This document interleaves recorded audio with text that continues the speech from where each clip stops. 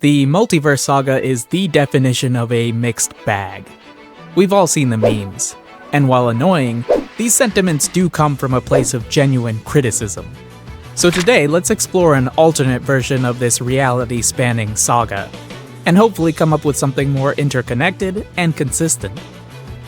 Now, for the sake of my fragile sanity and yours, let's set the borders of this endeavor. We'll keep everything up to and including Black Widow the same, then keep Thunderbolts also the same, whereas everything between is fair game. That'll be a fun way of outlining how the journey is often more important than the destination. Sound good? Good. Then with that decided, let's go project by project and either keep, edit, or replace. Starting with... Season 1 of What If was... fine. Aww. Aside from that god-awful zombies episode. This show's original sin was having an overarching story. Ain't nobody was asking for that. So to fix it, we'll scrap that narrative and jump into ideas that not only work on their own, but could be revisited in other projects. Let's keep the first 2 episodes. Then for the third, we'll scrap the whodunit plot and instead do What If the Avengers Were Different? Wherein instead of the OG squad, Fury recruits Abomination, Justin Hammer, Hawkeye, Black Widow, and Ant-Man. The Hank Pym version. Which is a crazy team of clashing egos that inevitably and comedically fails to save the world. Keep the Doctor Strange episode because that was the best by a long shot. Then from here on, we're in replacement territory. The atrocious zombies episode becomes What If Steve Wasn't Frozen? In which we travel along Cap as he fights through World War II, returns home in the aftermath to become a public figure, possibly relinquishes his title after becoming disenchanted with the US government, then reacts to and/or participates in the Cold War. The Killmonger episode becomes What If Spider-Man Became a US Agent? In which Tony recruits Spider-Man in Civil War, but instead of keeping him under his wing, Peter is turned over to Thunderbolt Ross to become a government weapon. In this scenario, Peter essentially becomes Assassin Spider-Man from the comics, turning into a stone-cold killer with a sick fit. He can even hunt down other heroes that resist the Sokovia Accords, like Black Widow and Cap. Out with the Thor Party episode. In with What If Hela Beat Thor? Here, Hela conquers Asgard, then immediately is besieged by Thanos and his forces, who are there for the Tesseract. I mean, TBH, this episode is basically just me playing with action figures. But like, you still think I'm cool, right? Right? For the Ultron episode, keep it. Just remove all the multiversal stuff that leads into the finale. The episode can instead end when Ultron sees the Watcher, with the Watcher immediately deciding not to ever look in that universe again, for the sake of multiversal preservation. And lastly, Multiversal Avengers move aside for What If Carol Danvers Never Became Captain Marvel? Which is actually about Carol not turning on the Kree and becoming a superhero. In this version, Carol stays faithful, slaughtering the Skrulls. Then years later, when the Kree Empire hears word of Earth being invaded, they decide to intervene, sending Carol in to stop Loki. But that was only her secondary mission. Her primary objective is to prepare Earth for Kree annexation and retrieve the Tesseract, which, unfortunate for the world and fortunate for us, leads to a climactic battle between her and the Avengers.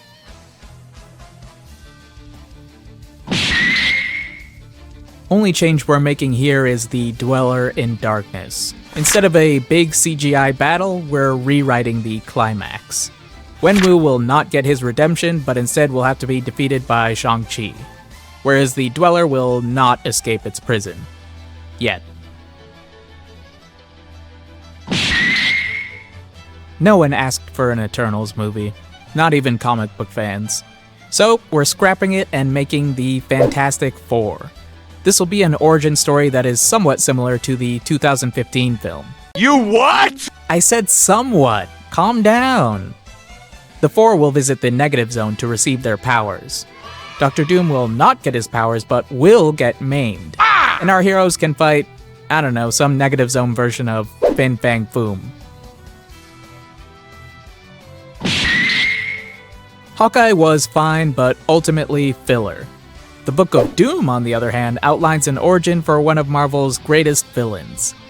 Bear witness as Victor goes back to Latveria, learns magic, and takes his rightful place as a dictator. We can keep this one. I'm not a huge fan of this movie, but it's multiversal enough to justify its existence in this saga. Next. Big changes here. The Moon Knight we got was very MCU-ified. Let's make this version grittier, but in a very literal sense. We can lean into Moon Knight being insane and have his antics subsequently also be insane. Have him fight werewolves in ice rinks and compete against trickster demons in bowling tournaments, along with the usual beat-em-ups of regular gangsters.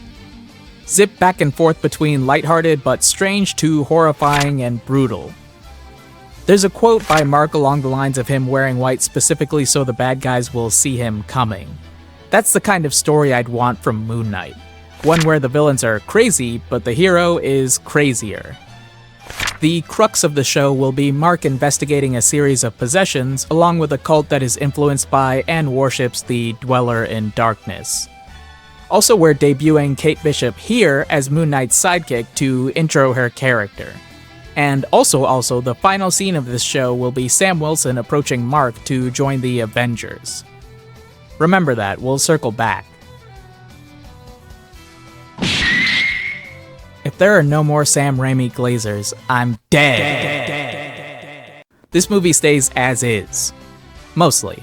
Slight change, have Wanda draw her power not just from Mount Wundagore, but from an essence trapped within. An easy connection here can be established between Wundagore's innate power and the Dweller in Darkness. We get it, you like the Dweller in Darkness. Who Wanda siphons magical energy from. And finally, for the post-credits scene, instead of Clea showing up to ask Strange for help, Dr. Doom shows up to ask. Doom doesn't ask. Dr. Doom shows up to demand Steven's help. One change with large consequences. The show shouldn't show Captain Marvel or any other superhero until the very end of the last episode. At which point, instead of switching places with Carol, Kamala is approached by Captain Marvel to join the Ultimates. And we learn that Kamala resides within an alternate universe, leading directly into...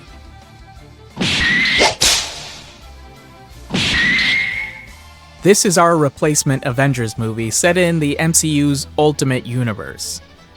Let's meet our team. Captain Marvel, who I'll get to, comic book fans. Hercules, who is kinda like himbo Thor. Mr. Fantastic, who is both much younger than the main Reed and also not part of the Fantastic Four in this universe. We'll get to that. Justin Hammer, who in this universe is essentially a far less moral Tony Stark. And Quake, who controls vibrations. Perfect opportunity to throw Agents of S.H.I.E.L.D. fans a bone and bring in Chloe Bennett. Oh, and our newest recruit, Kamala... I almost said Kamala Harris. You think you just fell out of a coconut tree? Kamala Khan. Circling back, for you non-comic fans, this version of Captain Marvel isn't actually Carol. She's Rogue, who has absorbed Captain Marvel's powers and subsequently thinks she is Carol Danvers. That can be explored later. For now, she, along with the Ultimates, will face off against Kang, who is trying to conquer new realms in order to protect his own. Let's just recast him too with someone who isn't problematic, like, perfect. I don't have strong feelings on this show, but I like the concept, so the only change here is that we're setting this in the Ultimate Universe. The fixes I have aren't related to the interconnectivity of the universe, so we'll leave this one alone. Ant-Man 3, however, will become Captain America 4, and we'll get the first outing of Sam Wilson as Cap. Firstly, Sam shouldn't be interested in working with the government based on his past experiences, so he's flying solo. Get it? Flying solo. And secondly, let's pit him against a defunct super soldier, aka Nuke, and have Sam prove his worth by securing the dub without a serum of his own. Only change we'll make here is that at various points the Guardians will keep asking, did we forget something? Or leave something behind? What are we missing? Then at the very end, or in a post-credit scene, someone will say, oh my god, Thor! Secret Invasion is a catch-22. Because Big Skrull reveals negates whatever development a character underwent, but not having Big Skrull reveals mitigates the oomph of Skrulls entirely. So let's sidestep that minefield and replace this with a Shang-Chi TV show. AKA our boy versus his sister and the new 10 rings. Easy. No notes. A lot of notes, but for the sake of brevity, let's just make a few changes. 1. Darban becomes Yonrog so as to give a better connective through line between this and Captain Marvel. And 2. Yonrog's goal isn't to destroy Earth, because we know that isn't gonna happen. Instead, his goal is to create a machine using Kamala's bands to target and summarily banish the Skrulls to a different universe. Also, at the end of the movie, instead of Monica going out of universe, we end with Kamala returning to the Ultimate Universe. What If becomes Thor 4, where we learn that Thor, when temporarily split up with the Guardians, was approached by America Chavez, who is searching for a missing Doctor Strange. But shortly afterward, both are summoned by a magical spell to Olympus, which in this MCU is a planet like Asgard featuring various biomes. Unfortunately, the spell that ripped our duo from their dimension, and the spells that prevent America from just jumping them out, was cast by a servant of Ares, who, in an even more unfortunate twist, has been summoning random interdimensional gods to Olympus so he can hunt them. For fun. So we get a God of War-esque journey featuring Thor and America as they travel through Olympus, fighting various fantastic beasts and trying to stay one step ahead of Ares, before they inevitably confront and slay him. Also in a post-credit scene, we see Ares' half-brother, Hercules, swear vengeance, confirming that this movie took place in the Ultimate Universe. Echo becomes Ironheart, which ironically also introduces Echo. This series can establish both characters rather neatly, and we can tie its magical aspect into Echo's own powers. Easy peasy. This one gets to stay thanks to its multiversal shenanigans. This one gets to stay thanks to its magical shenanigans. Let's siphon time and money from these two and make Fantastic Four 2. The crux of the plot is that Doom believes the world is too vulnerable to threats from the negative zone and/or other dimensions. So he decides that the only way to protect Earth is for him to conquer it. Of course, the Four have an issue with this, bringing the group to blows, and deepening the rivalry between Richards and Von Doom. We had Sam's solo outing. Now it's time for him to form the Secret Avengers, which are Avengers that operate in secret. Anyway, we got Sam, we got Shuri, we got Ironheart, we got Moon Knight, we got Shang-Chi, and we got Ant-Man. And also we have Namor, who won't become an Avenger but will assist them, against, finally, the Dweller in Darkness, which at last breaches into this universe. Since Sam doesn't trust the government, especially with possessions occurring, like in Moon Knight, he forms a team to stop the global cult trying to summon forth the Dweller. And fails, which leads to a finale where the team fights the Dweller directly before driving it back out of their universe. Also, easy flex for Sam here. Since he doesn't take the serum, he obviously isn't as strong as Steve was or as physically capable as the other members of the team. But we can have him specifically be the only one with the willpower to resist the Dweller's possession, thus allowing him to save the others and subsequently save the day. Keep it as is, I guess. As determined earlier, this one stays the same. Ironheart becomes What If Season 2, featuring a shorter list of episodes with longer runtimes, starting with Number 1. What if the Ultimates face the Dweller? Easy swap for easy fun. Long story short, the Ultimates, ultimately, succumb to the Dweller's corruption, causing their entire world to be swallowed by darkness. Oops. Sorry, not sorry. They ain't got a Sam Wilson to save the day. Number 2. What if the Avengers faced Kang? Easy swap for easy fun. Long story short, the Avengers avengingly succumb to the sheer overwhelming forces from Kang's invasion. Oops. They lack the coordination and the manpower to face Kang's legions, especially at a time when they're mostly divided. Number 3. What if the Fantastic Four never formed? In this, we follow a Reed variant who is rather unlucky. He grows up in an abusive household before being recruited to a think tank at a young age alongside his friend Ben. He meets Sue, Johnny, and Victor, but where the main universe Reed went to the negative zone, this one goes into space to study cosmic radiation, and is struck by cosmic rays that make him Mr. Fantastic. But in the process, the others, except for Victor, perish. Meaning this Reed becomes a superhero alone, and faces Victor alone. Through this, we learn that this Reed is much colder than the original, and crueler, to the point where after defeating Victor, he doesn't kick him back to Latveria or lock him up. He lobotomizes him. The episode then ends with the reveal that this isn't just some random Reed, as you probably deduced. He is, now and forever, the ultimate Reed Richards. Fantastic Four becomes the Doctors, which will finally circle back to Doctor Strange's post-credits scene. In this, Strange and Doom commence a multiversal quest to hunt down the culprit behind attacks that are tearing at the fabric of reality. A dimension-hopping magic buddy cop movie. Who wouldn't like that? Eyes of Wakanda becomes Brother Voodoo, who is Jericho Drum.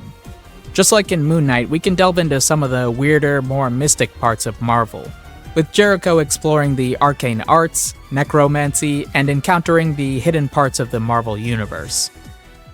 Intro to vampires here too, maybe?